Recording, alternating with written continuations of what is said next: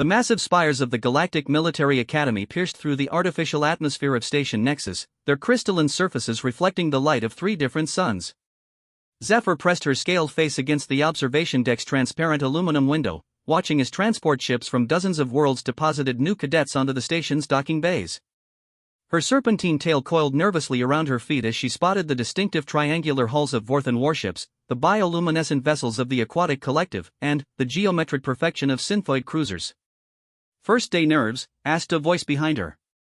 Zephyr turned to see Krell approaching, his massive frame casting a shadow over the smaller reptilian cadet. The Bronthan's rocky hide gleamed under the station's artificial lighting, and his forearms gestured in what his species considered a friendly greeting. "Not nerves exactly," Zephyr replied, her forked tongue tasting the recycled air. "Excitement, maybe. We're about to learn from the greatest military minds in the galaxy." Krell's boulder-like head nodded slowly. "My father fought in the siege of Kepler Station. He always said the Academy produced the finest strategic minds in known space." His voice carried the deep, rumbling quality typical of his species, each word carefully measured. A melodic chime echoed through the observation deck, followed by an announcement in the universal trade language. "All first cycle cadets report to Assembly Hall 7 for orientation. This is your final boarding call." Zephyr gathered her personal effects from the bench beside the window. Her belongings fit into a single container no larger than her torso, a few family holo recordings, her homeworld's traditional blessing stones, and the ceremonial dagger passed down through generations of her family's military service. Beside her, Krell hefted a much larger case with two of his arms while his other two straightened his crisp academy uniform. The corridors of Station Nexus buzzed with activity as hundreds of cadets from across the galaxy made their way toward the assembly halls.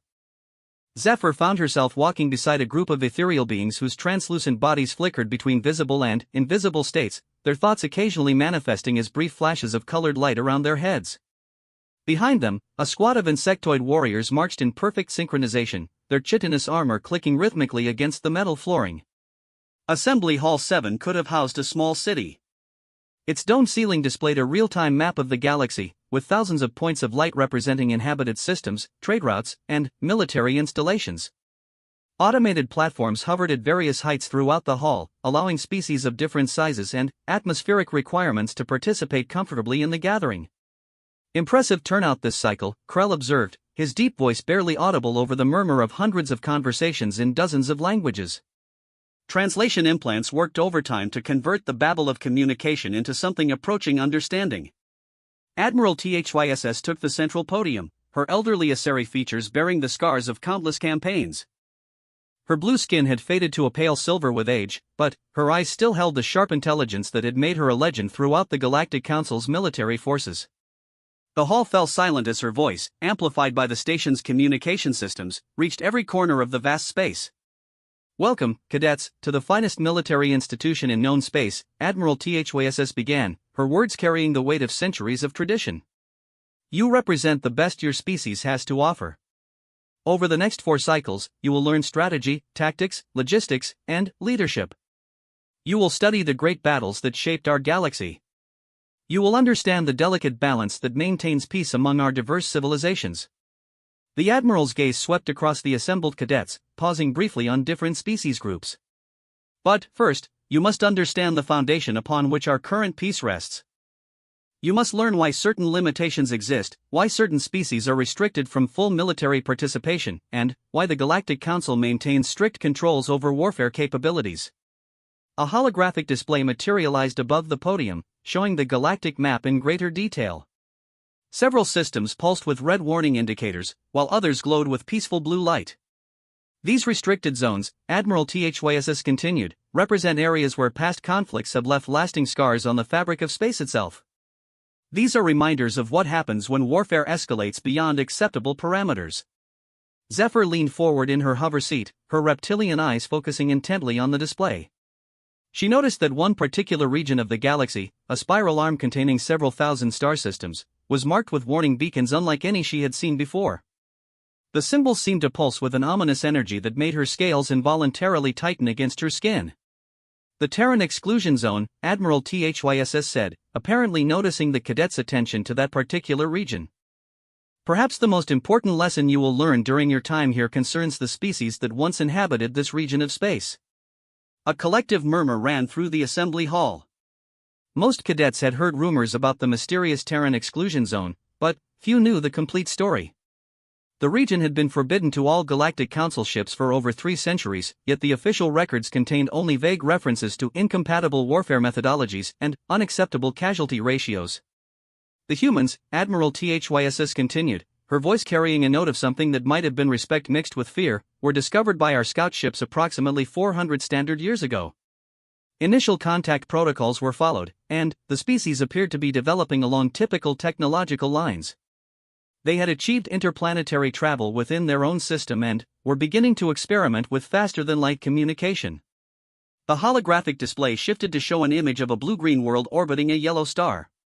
Cities sparkled across the planet's surface, and orbital installations ringed the world like jewelry. Space elevators stretched from the surface to massive stations in high orbit, while streams of traffic moved between the planet and its single large moon. Earth, Admiral THYSS said simply. The human homeworld. Beautiful, isn't it? A garden world with ideal atmospheric conditions, abundant water, and a remarkably stable climate. The perfect cradle for a developing civilization. Zephyr found herself staring at the displayed world with genuine curiosity. It looked so peaceful, so normal compared to some of the harsh worlds that had produced the warrior species she knew. Her own homeworld was a desert planet where survival required constant vigilance against both environmental hazards and predatory wildlife. How could such a gentle-looking world have produced anything dangerous enough to warrant exclusion from galactic civilization? Initial diplomatic contact went smoothly, the Admiral continued. Human representatives were eager to establish trade relationships and cultural exchanges. They demonstrated typical curiosity about other species and showed remarkable adaptability in communication protocols. By all standard measurements, they appeared to be ideal candidates for Galactic Council membership. The display changed again, showing scenes of early human-alien interaction. Humans in primitive but functional spacesuits meeting with various alien dignitaries in sterile meeting rooms aboard neutral space stations. The humans looked surprisingly similar to several humanoid species already represented in the Galactic Council, though they seemed smaller and more fragile than most. The problems began, Admiral THYSS said, her tone growing more serious, when we attempted to integrate human military forces into our standard peacekeeping operations.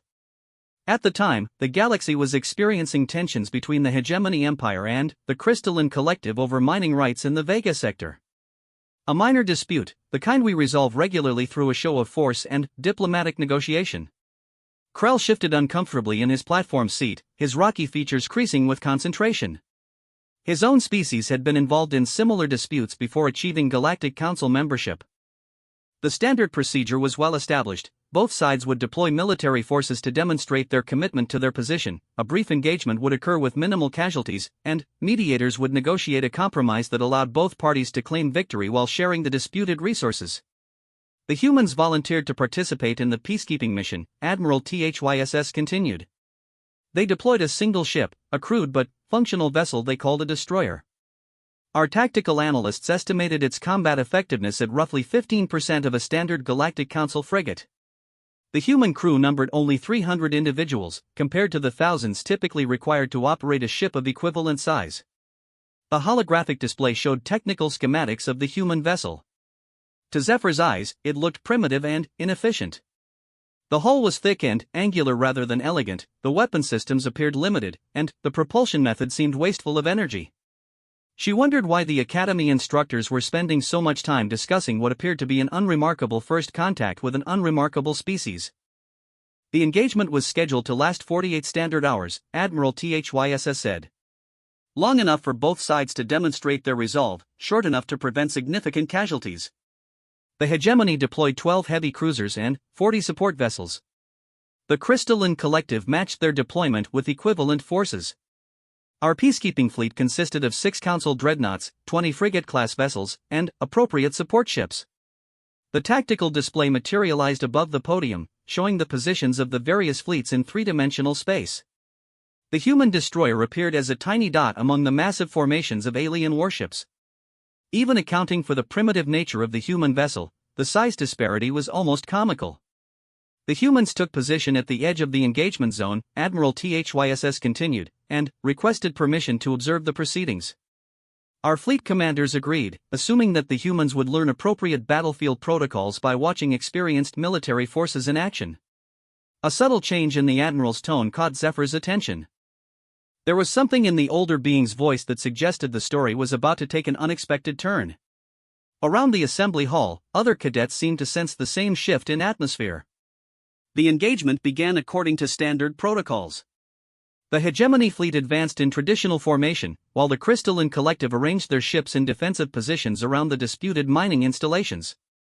Our peacekeeping forces positioned themselves to intervene if casualties exceeded acceptable parameters. Everything proceeded exactly as our tactical manuals prescribed. The holographic battle display began to move, showing the slow, stately advance of the alien fleets. Ship movements followed predictable patterns that any Academy cadet would recognize from their preliminary tactical studies. The engagement looked more like an elaborate dance than actual warfare, with each side following rules that had been refined over centuries of similar conflicts. Then, the human ship moved. The words hung in the air of the assembly hall like a physical presence. On the tactical display, the tiny dot representing the human destroyer suddenly accelerated far beyond what should have been possible for a vessel of its apparent technological level. Instead of following standard engagement protocols, the ship plunged directly into the center of the battle zone. The initial assumption was that the human commander had panicked, Admiral THYSS said, though her tone suggested that assumption had been incorrect. Our communication officers attempted to contact the vessel and guide it to a safe observation position. The human response was unexpected. A recording began to play through the hall's audio systems. The voice that emerged was crisp, clear, and spoke an accented Galactic standard with an underlying tone that sent involuntary shivers through several species represented in the audience. Council Fleet Command, this is Captain Sarachan of the human destroyer Indomitable. We appreciate your concern, but we have the situation under control. Recommend you maintain safe distance while we resolve this dispute.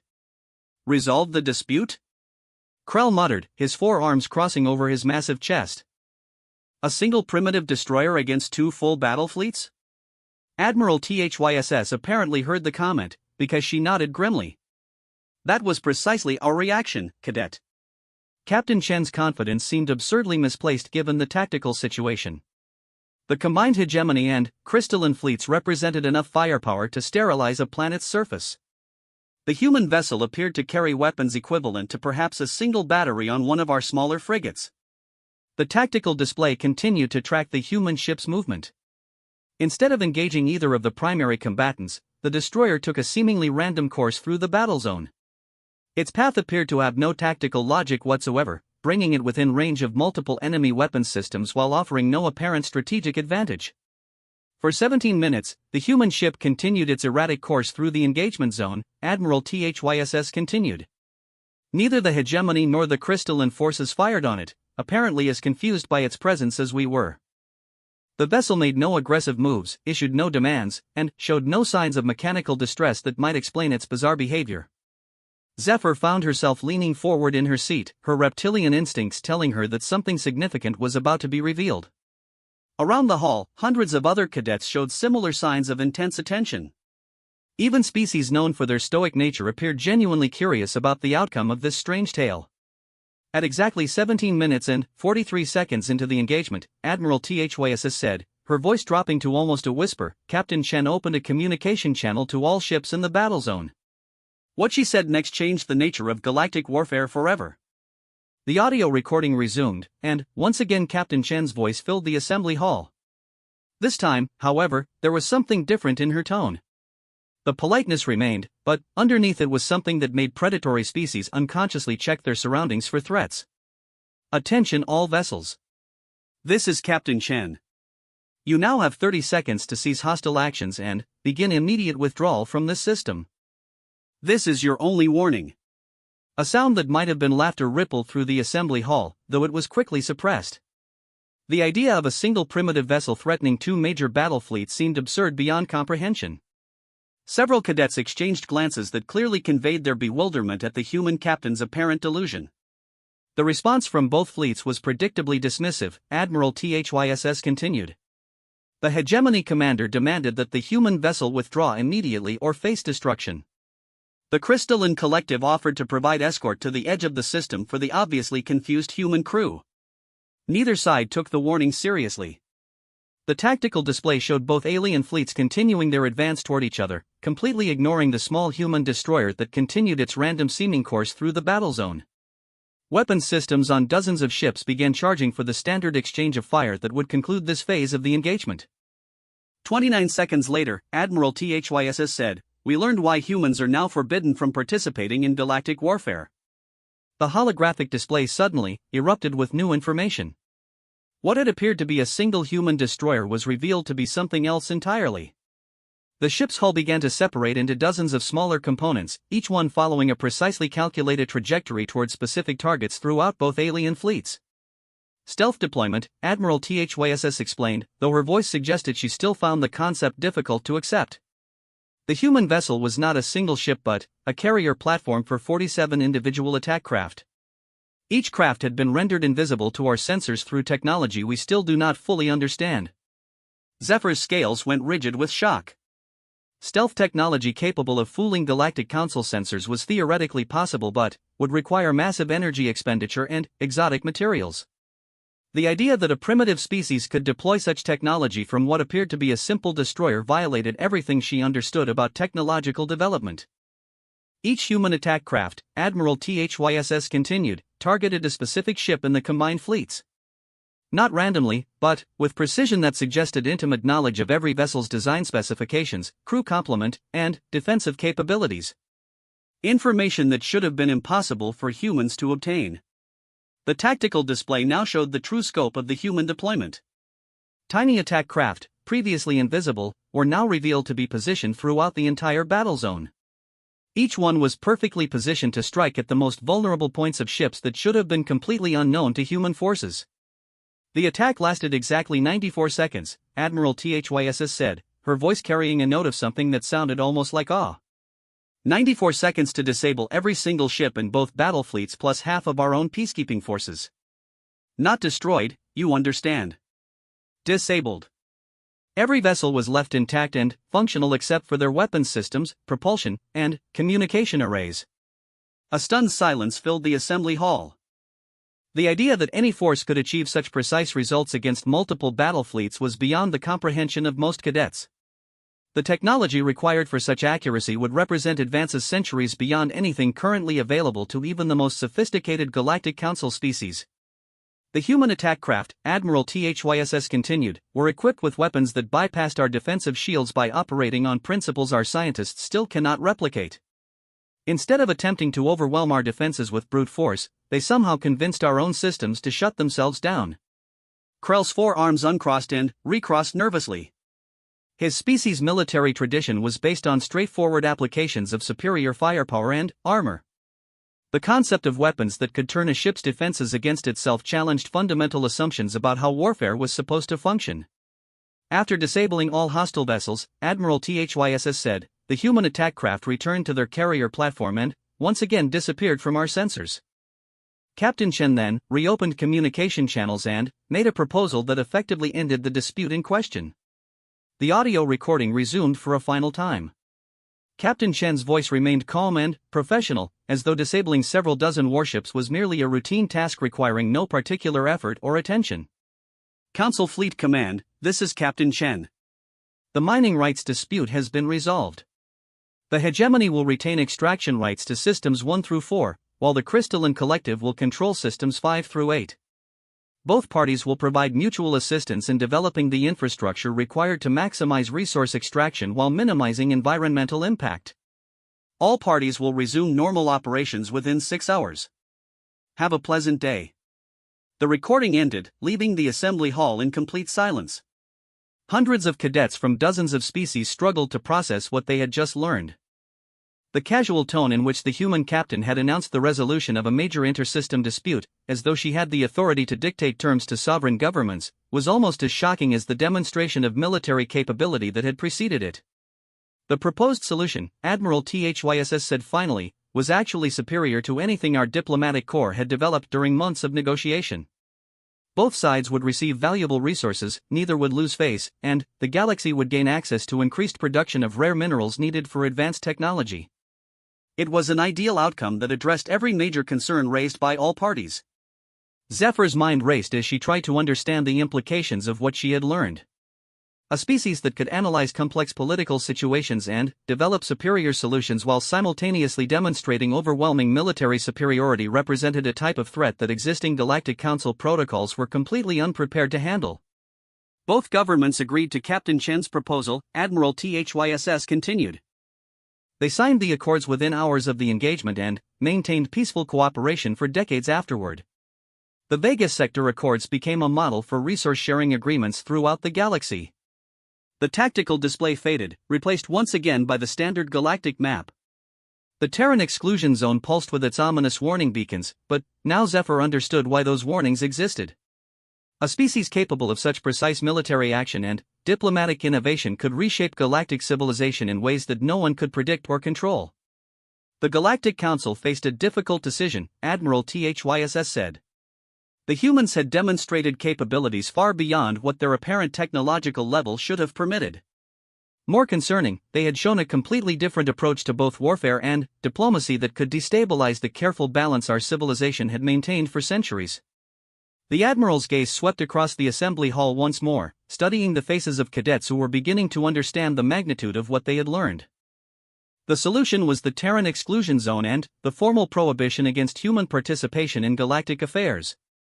Not because we feared they would conquer us, but because we feared they would change us in ways we were not prepared to accept. A soft chime indicated that the orientation session was approaching its conclusion. Admiral THYSS gathered her notes and prepared to dismiss the assembled cadets, but her final words carried a weight that would stay with them throughout their academy training. Your studies here will teach you the proper conduct of warfare according to galactic standards. You will learn to minimize casualties, preserve infrastructure, and maintain the political balance that keeps our diverse species at peace. But you will also learn why those standards exist, and what happens when they are abandoned in favor of more efficient approaches to conflict resolution. As the cadets began filing out of the assembly hall, Zephyr found herself walking beside Krell in contemplative silence. The massive Bronthan's forearms swung rhythmically as he walked, but his usual confident demeanor had been replaced by obvious uncertainty. Do you think she was telling the truth? Krell finally asked, his rumbling voice barely audible over the crowd noise in the corridor. Zephyr considered the question carefully before responding. About the tactical capabilities? Probably. Admiral THYSS wouldn't risk her reputation on information that could be easily verified or disproven. She paused as they reached an intersection where different species groups were separating toward their assigned quarters. But I think there's more to the story than we heard today. More? Krell's boulder-like features creased with confusion. What could be more significant than a single ship disabling multiple battle fleets? Zephyr's forked tongue tasted the recycled air as she considered her response. Her reptilian instincts were telling her that the humans represented something more complex than simply another warrior species with advanced technology. The casual way Captain Chen had resolved a political dispute suggested capabilities that extended far beyond military applications. I think, she said finally, that tomorrow's classes are going to be very interesting.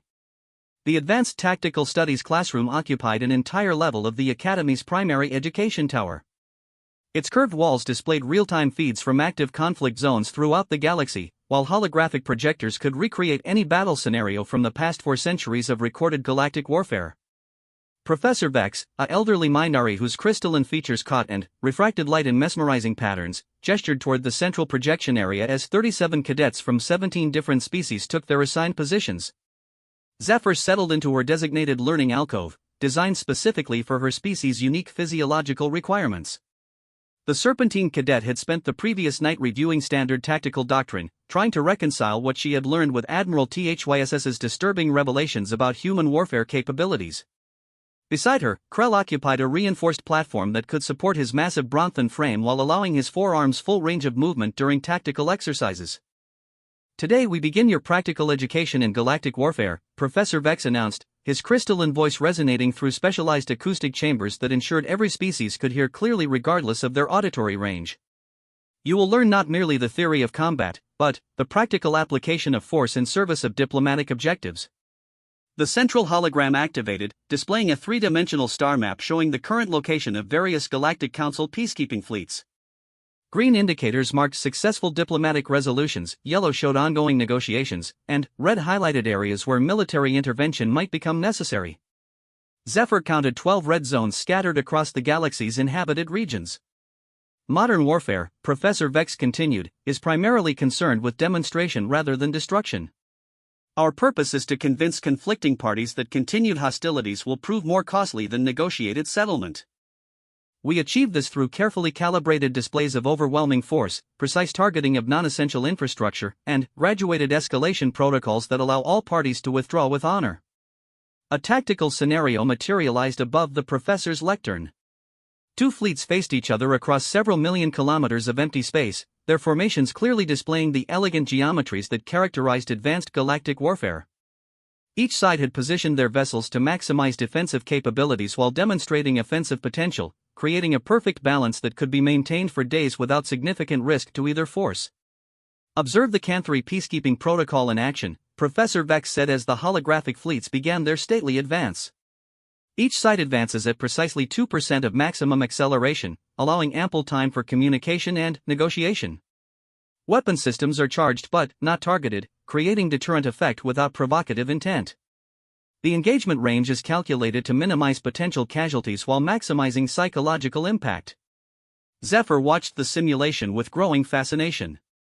The alien fleets move like participants in an elaborate dance, each step choreographed to convey specific diplomatic messages. When the two forces reached optimal engagement range, they began a carefully orchestrated exchange of fire that disabled selected non-critical systems on both sides. Notice the precision, Professor Vex pointed out as targeting indicators highlighted specific areas of each ship. Weapons arrays, secondary propulsion systems, and communication relays are temporarily disabled. No permanent damage is inflicted, no crew members are harmed, and both fleets retain full capability to withdraw from the engagement zone. The conflict is resolved when one side acknowledges the superior position of the other. Thin, a ethereal cadet whose translucent form flickered between visible and invisible states, raised what might have been a hand. Professor, what happens if neither side acknowledges superior position? Excellent question, Professor Vex replied, his crystalline features brightening slightly. In such cases, we implement graduated escalation. Additional systems are disabled in carefully calculated increments until one party determines that continued resistance serves no purpose. The process typically requires between 4 and 18 hours, depending on the political complexity of the underlying dispute. The simulation reset, and Professor Vex began demonstrating various escalation protocols. Each stage involved slightly more aggressive targeting while still maintaining the fundamental principle of minimizing actual damage. Zephyr found herself impressed by the sophistication of the system, though she could not shake the memory of Admiral THYSS's description of human tactics. This approach to warfare, Professor Vex explained as the simulation concluded, has maintained galactic peace for over 3 centuries. Conflicts are resolved with minimal loss of life or resources, political relationships remain stable, and economic development continues uninterrupted. It represents the pinnacle of civilized dispute resolution. A new cadet raised a tentative appendage. Zephyr recognized him as one of the insectoid delegates, his chitinous armor gleaming under the classroom's specialized lighting. Professor, yesterday Admiral THYSS mentioned humans who used different warfare methods. Can you explain how their approach differed from standard protocols? Professor Vex's crystalline form suddenly dimmed, and several seconds passed before he responded. When he spoke again, his voice carried undertones that Zephyr had never heard from a Mindari before. The human approach to warfare was incompatible with civilized standards. Rather than seeking to minimize casualties and preserve infrastructure, they focused entirely on achieving decisive outcomes regardless of cost. The holographic display shifted to show a new tactical scenario. This time, instead of the elegant formations characteristic of galactic warfare, the display showed what appeared to be random ship movements and chaotic engagement patterns. Human tactical doctrine, Professor Vex continued, was based on principles that no other species had ever considered acceptable for use against sentient opponents.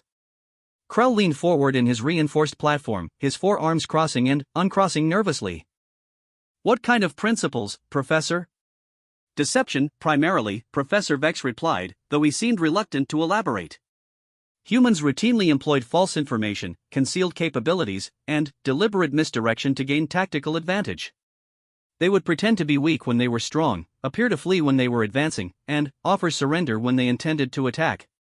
The concept was so alien to established galactic warfare doctrine that several cadets began speaking simultaneously, their voices creating a confused babble of questions and protests. Professor Vex gestured for silence, his crystalline form brightening as he regained control of the classroom. "I understand your confusion," he said diplomatically. "These concepts are difficult to accept when you have been raised according to civilized standards of honorable combat. But, you must understand that humans evolved on a planet where such tactics were not merely accepted but necessary for survival." A new holographic display showed images of Earth's surface, focusing on scenes of natural predation and environmental challenges. Zephyr watched in fascination as various Earth species demonstrated hunting techniques that relied heavily on stealth, misdirection, and coordinated pack tactics. Earth, Professor Vex explained, was what our biologists classify as a Class 12 death world. The environment was so hostile that complex life forms could only survive by developing what we would consider unethically aggressive behavioral patterns. Humans evolved not as a civilized species, but as apex predators capable of eliminating any threat to their survival. The images shifted to show early human warfare, demonstrating tactical concepts that violated every principle of honorable combat that galactic civilization had developed. Soldiers hiding underground for days before ambushing enemy forces, commanders sacrificing small units to gather intelligence about larger enemy formations, and entire armies disappearing into hostile terrain only to emerge behind enemy lines weeks later. The most disturbing aspect of human tactical doctrine, Professor Vex continued, was their concept of total warfare. Rather than seeking to achieve limited political objectives through measured application of force, humans were prepared to commit all available resources to ensure complete victory over their opponents. A synthoid cadet, his mechanical components whirring softly as he processed the information, raised a metallic appendage. "Professor, surely such extreme measures would be unnecessary once humans achieved spaceflight capabilities. The availability of adequate resources should have eliminated the survival pressures that created these behavioral patterns." Professor Vex's crystalline form dimmed again, and, when he spoke, his voice carried what sounded almost like sadness. "Unfortunately, Cadet, humans applied their predatory instincts to spacefaring civilization with the same ruthless efficiency they had used on their homeworld. When they encountered other species, they immediately began analyzing weaknesses and developing strategies for potential conflict." The holographic display now showed technical schematics that Zephyr recognized from Admiral THYSS's presentation the previous day. The human destroyer that had appeared so primitive was revealed to be something far more sophisticated when viewed through the lens of predatory tactical thinking. The vessel that participated in the Vega sector engagement, Professor Vex explained, was designed according to human deception protocols. Its apparent primitive nature was deliberately crafted to encourage enemy forces to underestimate its capabilities. Every aspect of its external appearance was calculated to convey false information about its actual combat potential. Krell's massive frame shifted uncomfortably as he studied the technical details. "But, Professor, our sensor networks should have detected any concealed technology. Our equipment can analyze molecular-level composition of unknown materials." "Indeed they should have," Professor Vex agreed, and indeed they did. The readings our sensors obtained were completely accurate. The human vessel was exactly as primitive as it appeared to be.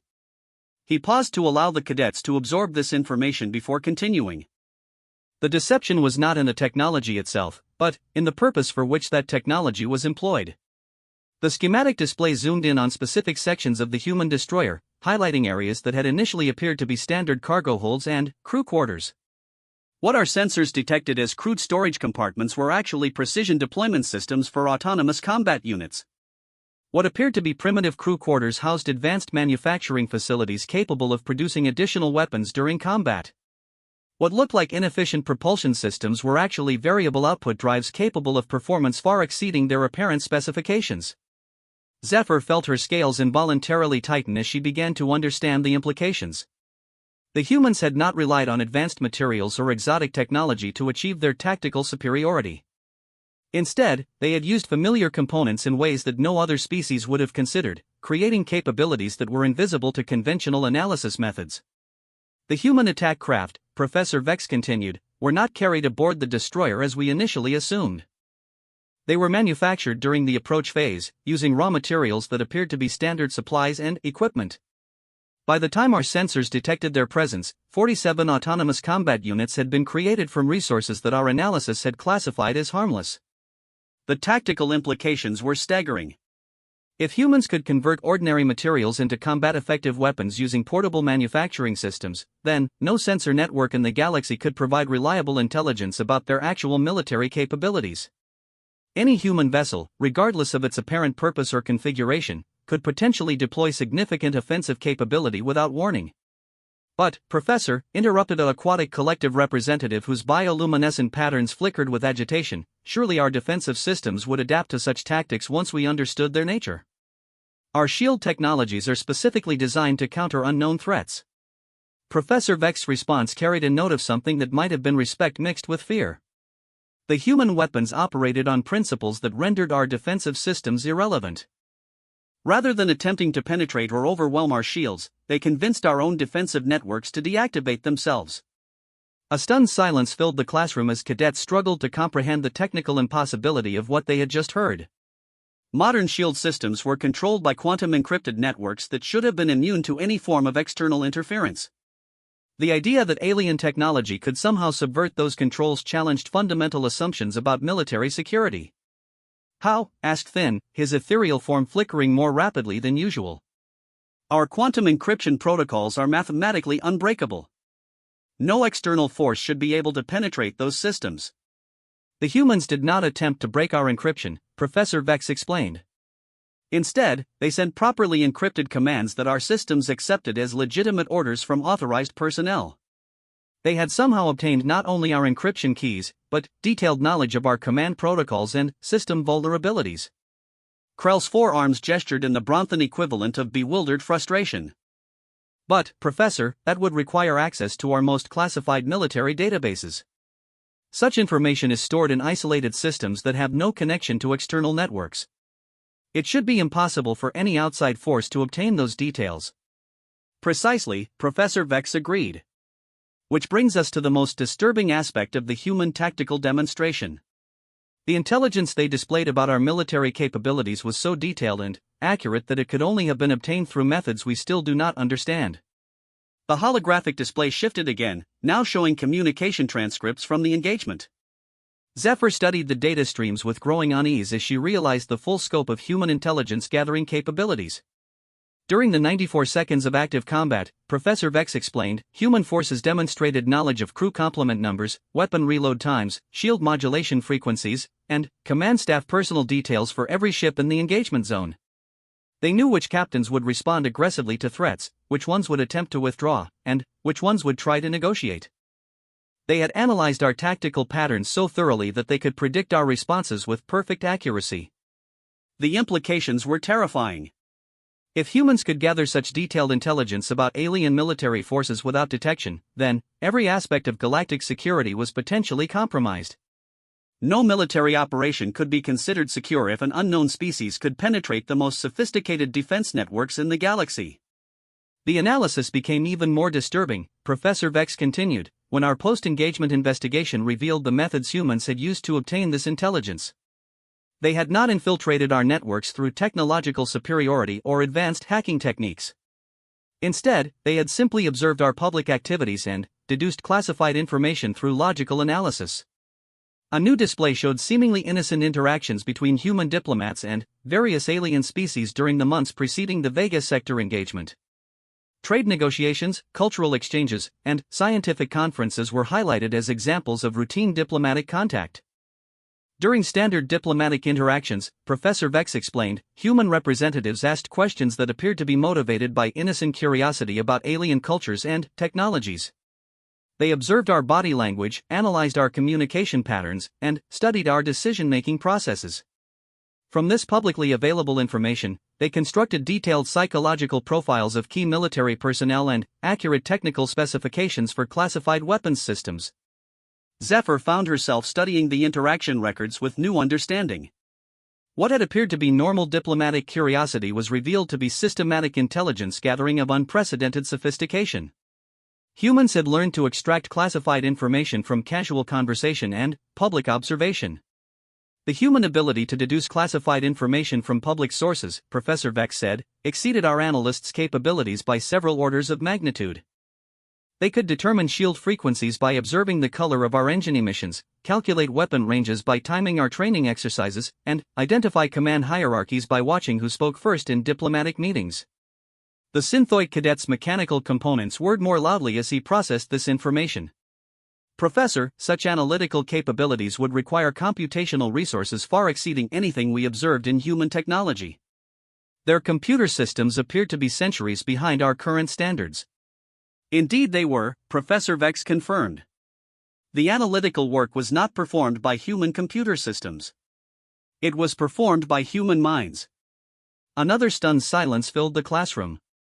The idea that organic neural networks could outperform quantum computing systems in analytical tasks violated every principle of information processing theory that galactic science had established. Human neural architecture, Professor Vex explained, evolved under environmental pressures that required rapid pattern recognition and predictive analysis for survival purposes. Their brains developed the ability to process vast amounts of seemingly unrelated information and extract meaningful patterns that reveal underlying structures.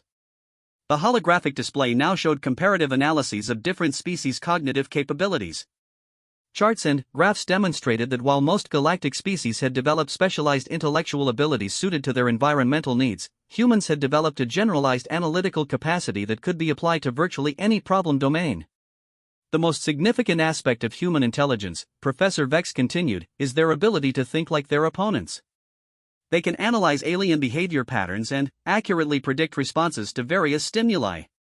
This allows them to manipulate situations in ways that encourage their opponents to make tactically disadvantageous decisions.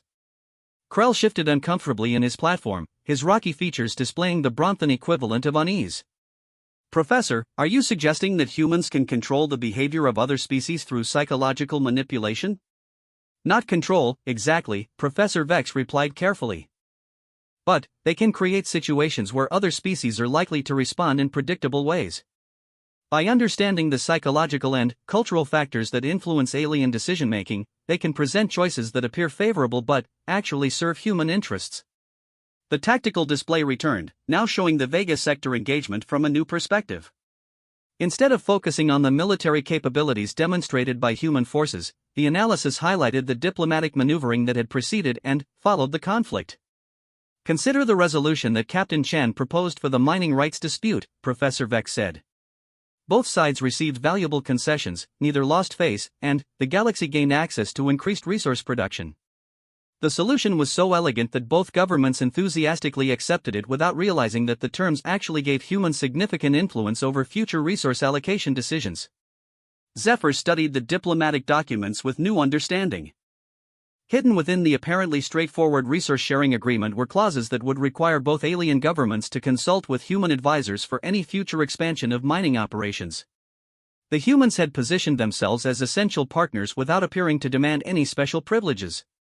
The psychological manipulation extended beyond the immediate parties to the conflict, Professor Vex continued. The Galactic Council's peacekeeping forces were also guided toward decisions that served human interests.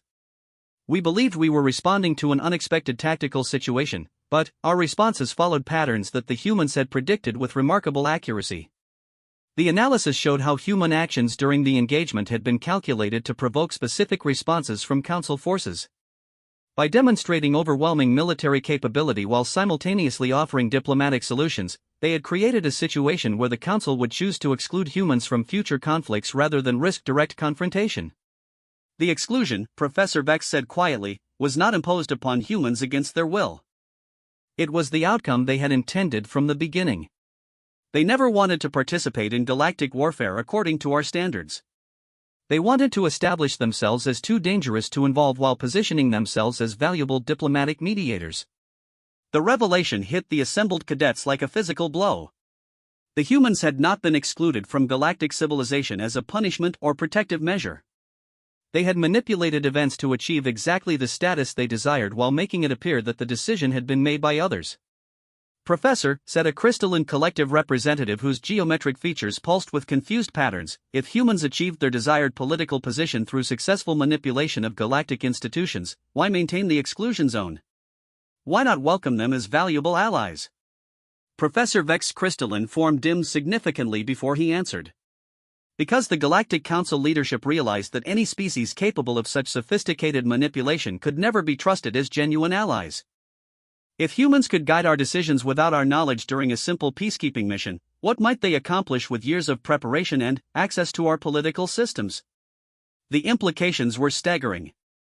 A species that could analyze alien psychology with such precision and manipulate galactic institutions so effectively would represent an existential threat to the independence of every other civilization in known space.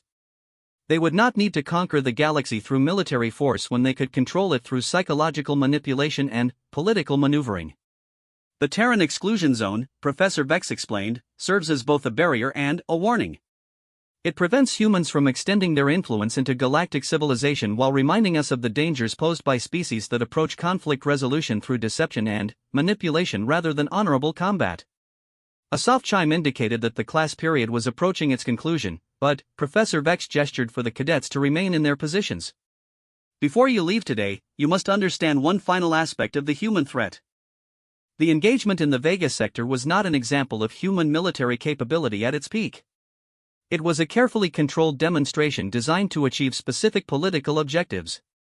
The holographic display flickered and changed, now showing intercepted communications from the human vessel during the engagement. Technical readouts indicated that the destroyer's weapons systems had been operating at less than 12% of their maximum output, its defensive capabilities had never been fully activated, and its crew complement had been reduced to skeleton levels for the mission. Captain Chen's ship, Professor Vex said, was operating under strict rules of engagement that prohibited the use of most human tactical capabilities. The humans deliberately limited themselves to ensure that their demonstration would achieve the desired political result without revealing the full extent of their military potential. Zephyr felt her blood run cold as she processed this information.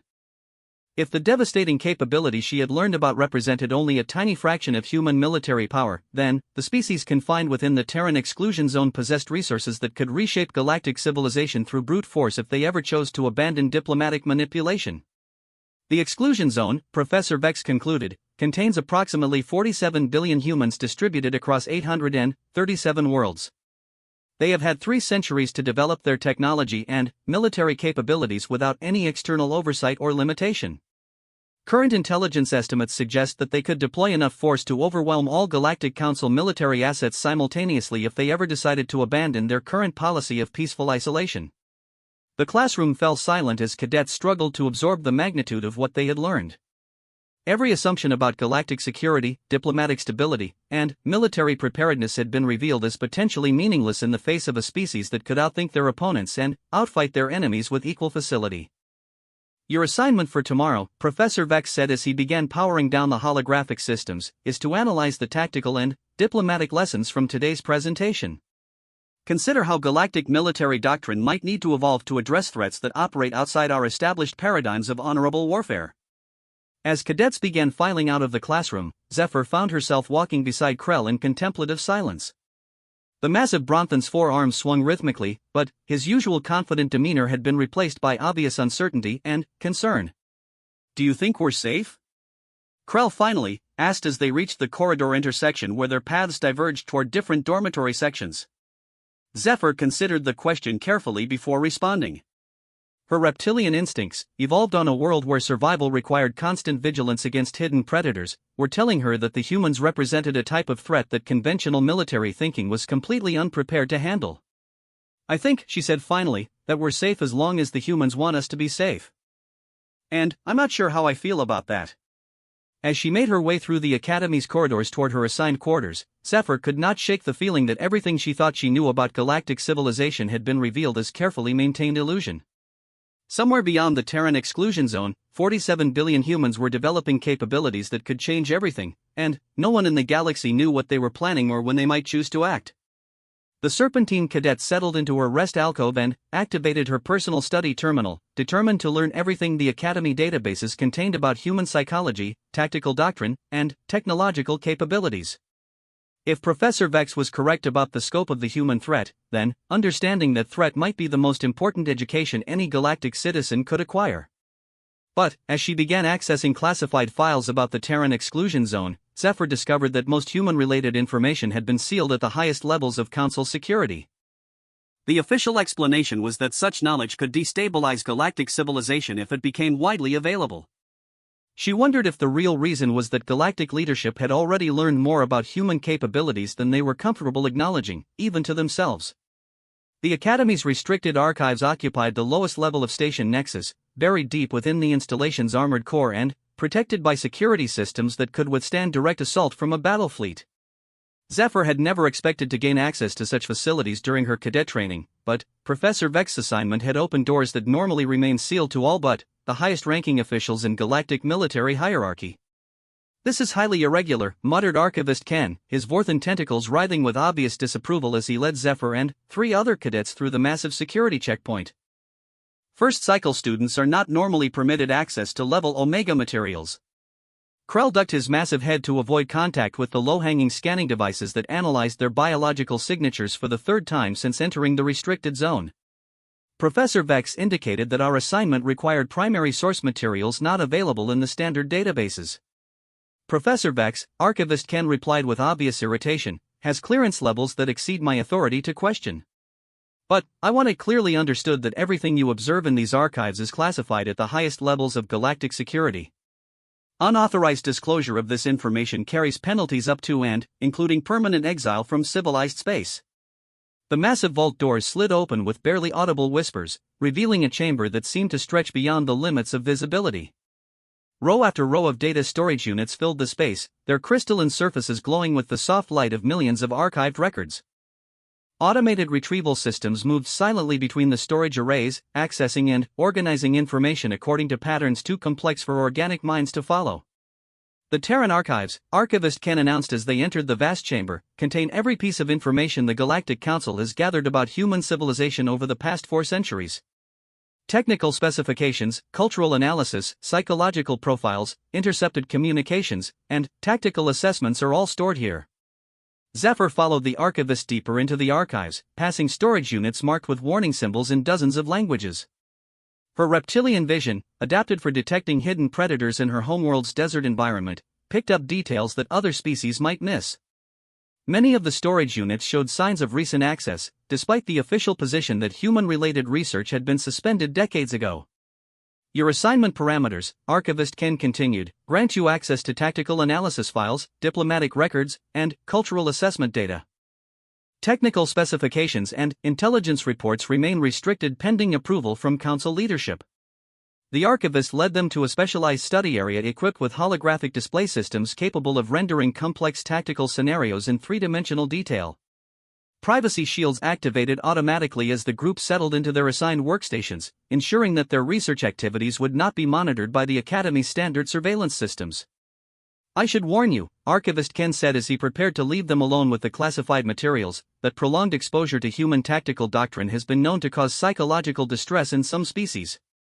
If you experience symptoms of paranoia, obsessive pattern recognition, or compulsive strategic planning, report to medical services immediately. After the archivist departed, Zephyr activated her workstation and began accessing the files that Professor Vex had specifically recommended for their assignment.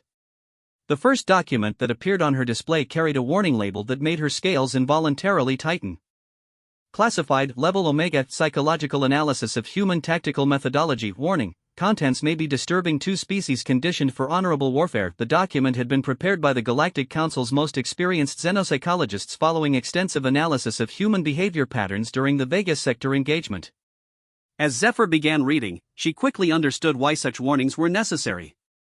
Human tactical thinking, the report began, operates according to principles that appear to violate fundamental assumptions about sentient behavior.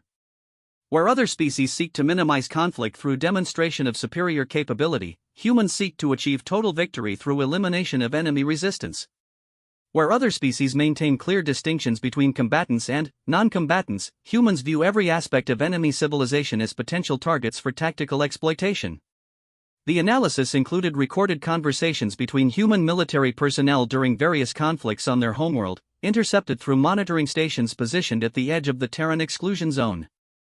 Zephyr found herself reading transcripts of tactical planning sessions that demonstrated ways of thinking completely alien to her understanding of reasonable military behavior. Target assessment indicates civilian population centers contain significant psychological value. Read one transcript from what appeared to be a human training exercise. Destruction of non-military infrastructure would force enemy leadership to choose between continued resistance and protection of their civilian population.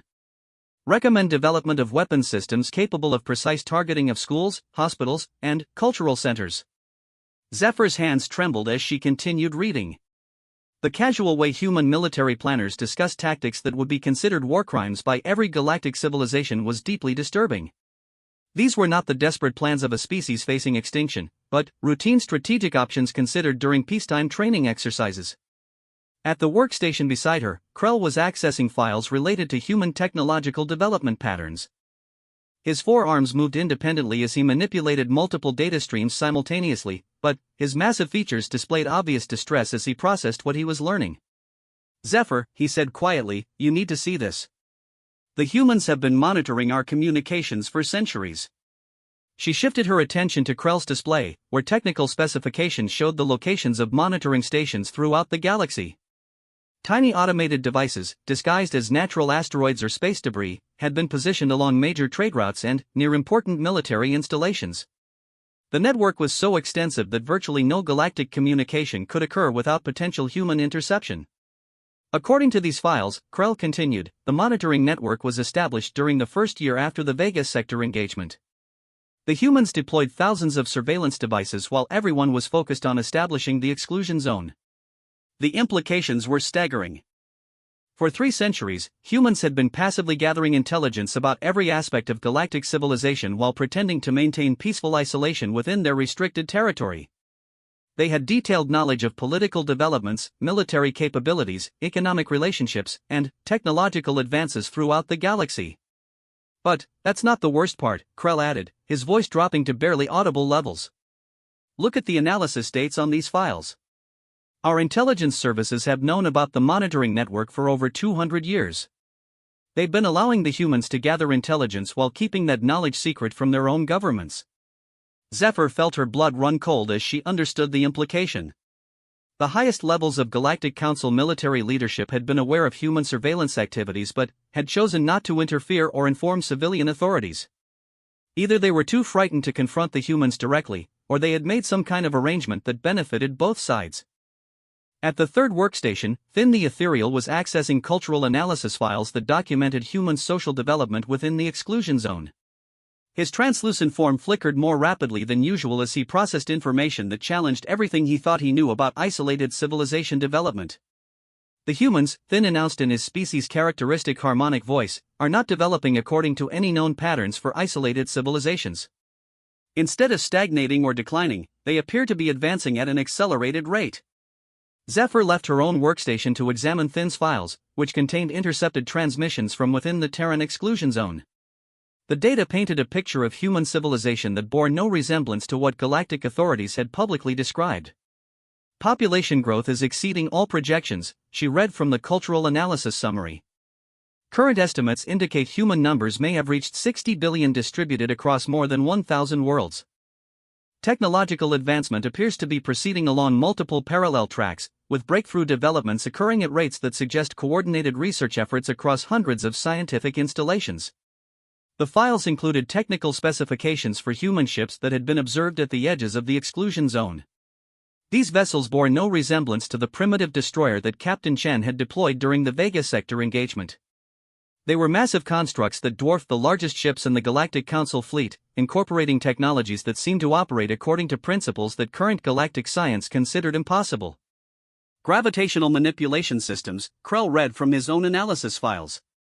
Faster-than-light travel capabilities that exceed our best ships by several orders of magnitude. Defensive technologies that appear to operate by manipulating the fundamental forces of physics rather than simply deflecting incoming attacks. The evidence suggested that human technological development had not merely continued during their isolation, but had accelerated dramatically. They had apparently solved engineering problems that had stymied galactic civilization for centuries and had developed capabilities that could reshape the understanding of what was technologically possible. But the most disturbing files were those accessed by the fourth member of their study group, a synthoid designated Probe Unit 7, whose mechanical intelligence could process vast amounts of data without suffering the psychological stress that affected organic minds. His analysis of human strategic planning documents revealed preparations that indicated the exclusion zone period was always intended to be temporary. Human long-term planning extends beyond the current isolation period, Probe Unit 7 announced in his characteristic electronic monotone. Strategic documents indicate preparation for what they term Phase 2 of galactic integration, scheduled to begin when human capabilities reach specified thresholds. Zephyr joined the others at Probe Unit 7's workstation, where strategic planning documents displayed timelines that stretched across multiple centuries. The scope of human planning was breathtaking in its ambition and terrifying in its implications. Phase 1, according to the documents, consisted of establishing isolation while building infrastructure and developing capabilities. Phase 2 involves selective reintegration with galactic civilization through demonstration of indispensable capabilities. Phase 3. The display flickered and showed error messages indicating that Phase 3 files were classified at levels beyond their current access permissions. But the available information was sufficient to understand that human planning extended far beyond simply ending their isolation and rejoining galactic civilization. They're planning to remake galactic civilization according to their own specifications, Zephyr said quietly, her voice barely audible over the hum of the archive's environmental systems. Not remake, Probe Unit 7 corrected. The appropriate term appears to be optimize. Human strategic planning documents consistently refer to galactic civilization as inefficient and wasteful. Their goal appears to be the implementation of more effective organizational and technological systems. Krell's forearms gestured in patterns that indicated extreme agitation. More effective according to whose standards? Human standards that consider civilian populations legitimate military targets? The question hung in the air as each cadet contemplated the implications of what they were learning. A species that viewed galactic civilization as inefficient and was preparing to optimize it according to their own standards would not be deterred by the preferences of other species. If humans believed their approach was superior, they would implement it regardless of how other civilizations felt about the changes. There's something else, Thin announced, his ethereal form flickering with what appeared to be anxiety. The cultural analysis files indicate that human population within the exclusion zone is not randomly distributed. They've been establishing colonies specifically positioned to provide strategic advantage for future expansion into galactic space. The holographic display showed the location of human settlements throughout the exclusion zone. Rather than the random distribution that would be expected from normal colonization efforts, human worlds were positioned to control key transportation routes, strategic resources, and defensive positions that would be critical in any future conflict. They've been preparing for war, Zephyr said, her reptilian instincts confirming what her rational mind was reluctant to accept. Not war exactly, Probe Unit 7 corrected again. The strategic documents consistently refer to conflict resolution and diplomatic optimization. Humans appear to view military action as simply another tool for achieving political objectives, no different from economic pressure or diplomatic negotiation. The casual way humans integrated military force with other policy tools was perhaps the most alien aspect of their strategic thinking. Galactic civilization had developed strict separations between diplomatic, economic, and military approaches to international relations. The idea that military action could be seamlessly combined with other policy tools violated fundamental assumptions about civilized governance. We need to access the Phase 3 files, Zephyr said, her voice carrying determination that surprised her companions. Whatever the humans are ultimately planning, we need to understand it before we can develop appropriate responses. Krell's massive head shook slowly. Those files are restricted at levels we can't access. Even Professor Vex probably doesn't have clearance for information classified that highly. Then, we need to find someone who does, Zephyr replied, her serpentine features displaying the kind of predatory focus that had made her species successful hunters on their desert homeworld. Finn's translucent form flickered with what might have been admiration. You're thinking like a human, he observed. Identifying objectives that appear impossible and, then, developing unconventional methods for achieving them. The observation was disturbing but accurate. Exposure to human tactical thinking was apparently affecting her own cognitive patterns, causing her to consider approaches that would never have occurred to her before studying these classified files. Perhaps, she said thoughtfully, that's exactly what we need to do. If we're going to understand the human threat, we need to learn to think like humans. We need to start planning like they do, considering possibilities that violate our normal assumptions about acceptable behavior. Probe Unit 7's mechanical sensors focused on Zephyr with obvious interest. Such an approach carries significant risks. Human tactical thinking patterns have been known to cause permanent psychological changes in species exposed to them for extended periods. You could lose the ability to think according to your own cultural standards. Maybe, Zephyr replied, but if the alternative is being completely unprepared for whatever the humans are planning, then the risk might be acceptable. She turned back to her workstation and began accessing every file related to human psychology and tactical methodology that her security clearance permitted. If understanding the human threat required learning to think like them, then she would dedicate herself to that task regardless of the personal cost. But, as she delved deeper into the classified archives, Zephyr began to understand why Galactic leadership had chosen to maintain the exclusion zone rather than attempting direct confrontation with human civilization. The humans were not simply another warrior species with advanced technology. They were something entirely different, something that operated according to principles that challenged the fundamental assumptions upon which galactic civilization had been built. And they were preparing to emerge from their isolation with capabilities and intentions that no one in the galaxy was prepared to face. The emergency klaxon that shattered the pre-dawn quiet of Station Nexus had never been heard by any of the current Academy cadets. Its piercing wail indicated a Galaxy-class emergency, the highest threat level in Galactic Council protocols. Zephyr rolled from her rest alcove with predatory reflexes honed by millions of years of evolution, her serpentine body coiling automatically into defensive posture as adrenaline flooded her system. Throughout the Academy dormitories, hundreds of cadets from dozens of species were experiencing similar shock responses. Emergency lighting bathed the corridors in harsh red illumination as automated systems guided confused students toward designated assembly areas. The Academy's communication network crackled with urgent announcements in multiple languages, but the universal translation systems were overloaded by the volume of simultaneous broadcasts. Zephyr reached Assembly Hall 7 to find chaos unlike anything she had witnessed during her time at the Academy. Professor Vex stood at the central podium, his normally elegant crystalline features displaying stress patterns that indicated extreme agitation. Admiral THYSS had joined him, along with several other senior officers whose presence suggested that whatever emergency had triggered the alert was far more serious than any routine crisis. Cadets, maintain order and report to your assigned positions, Admiral THYSS commanded, her aged voice cutting through the confused babble of multiple species trying to communicate simultaneously. This is not a training exercise. We are facing an actual emergency situation that may require immediate deployment of Academy resources. Krell's massive form appeared beside Zephyr as the cadets organized themselves according to their specialization tracks. His forearms gestured in patterns that indicated confusion mixed with anticipation. Like many warrior species, the Bronthan found the prospect of actual combat both exciting and concerning. What kind of emergency? He asked, his deep voice barely audible over the continued sound of klaxons and announcements. Unknown, Zephyr replied, though her reptilian instincts were providing uncomfortable suggestions about the timing of this crisis. 3 days had passed since their research session in the restricted archives, 3 days of increasingly disturbing discoveries about human capabilities and intentions. The possibility that this emergency was related to the Terran exclusion zone seemed too coincidental to ignore. Admiral THYSS activated the hall's primary holographic display, revealing a tactical situation that confirmed Zephyr's worst fears. The galactic map showed the Terran exclusion zone pulsing with warning indicators unlike anything in the Academy's training databases. More disturbing still, the boundary markers that had defined the exclusion zone for 3 centuries were no longer present.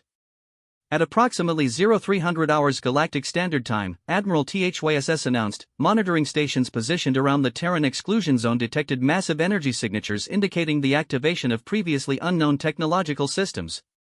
6 hours later, the quantum barriers maintaining the exclusion zone boundary collapsed simultaneously across a perimeter spanning 17,000 light-years.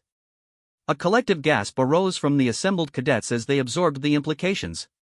The quantum barriers that had contained human civilization for 3 centuries represented some of the most advanced technology in galactic science. The idea that they could be neutralized simultaneously across such a vast distance suggested capabilities far beyond anything that current technology could achieve. Furthermore, Admiral THYSS continued, our deep space monitoring networks have detected the emergence of multiple large objects from various locations within the former exclusion zone. Current analysis indicates that these objects are artificial constructs of unprecedented size and sophistication. The tactical display zoomed in on specific regions where the mysterious objects had appeared. Zephyr found herself staring at sensor readings that challenged her understanding of engineering possibility. The objects were enormous, each one larger than the biggest space stations in galactic civilization, yet they moved through space with the agility of fighter craft. Estimated mass for the largest construct exceeds 2 trillion metric tons, Professor Vex added, his crystalline voice carrying undertones of awe and fear. Propulsion signatures indicate acceleration capabilities that violate known laws of physics. Our scientists are unable to explain how such massive objects can achieve such performance without destroying themselves. Finn materialized beside the other cadets, his ethereal form flickering more rapidly than usual as his species' natural anxiety responses activated. Professor, are these constructs ships? Stations? Something else entirely? Current analysis suggests they may be all three, Professor Vex replied. The energy signatures indicate self-contained ecosystems capable of supporting billions of inhabitants, manufacturing facilities that could produce entire fleets of smaller vessels, and weapon systems that our tactical computers refuse to analyze due to insufficient reference data. The implications were staggering. If the humans had developed mobile constructs that combined the functions of worlds, shipyards, and battle stations, they possessed capabilities that could reshape galactic civilization through sheer technological superiority. No existing military force could hope to challenge enemies who could deploy such resources. How many of these constructs have been detected? Asked an insectoid cadet whose chitinous armor clicked nervously as she spoke. Admiral THYSS consulted a datapad before responding, and her expression suggested that the answer was not reassuring. Current count indicates 47 major constructs and approximately 3,000 smaller vessels. However, our sensor networks may be detecting only a fraction of the actual human deployment. The number hit the assembled cadets like a physical blow. 47 constructs, each one capable of housing billions of humans and manufacturing entire fleets, represented a force that dwarfed every military asset in galactic civilization combined. If these numbers were accurate, human capabilities exceeded even the most pessimistic intelligence estimates by several orders of magnitude. Admiral, Zephyr said, raising her hand to request permission to speak, are the constructs moving toward galactic space, or are they maintaining position within the former exclusion zone? An excellent question, Admiral THYSS replied, though her tone suggested the answer would not be reassuring. 31 of the major constructs are maintaining stationary positions throughout the former exclusion zone, apparently establishing a defensive perimeter. 16 constructs are moving toward various locations throughout galactic space. The tactical display updated to show the projected courses of the mobile constructs. Their destinations appeared to be strategically significant locations, major trade hubs, important military installations, and the homeworlds of several prominent galactic civilizations. The pattern suggested careful planning and detailed knowledge of galactic infrastructure. Estimated time to arrival at the closest destination is 72 hours, Professor Vex added. The constructs are apparently not constrained by normal limitations of faster-than-light travel. Our scientists believe they may be using some form of spacefolding technology that allows near-instantaneous transit across galactic distances.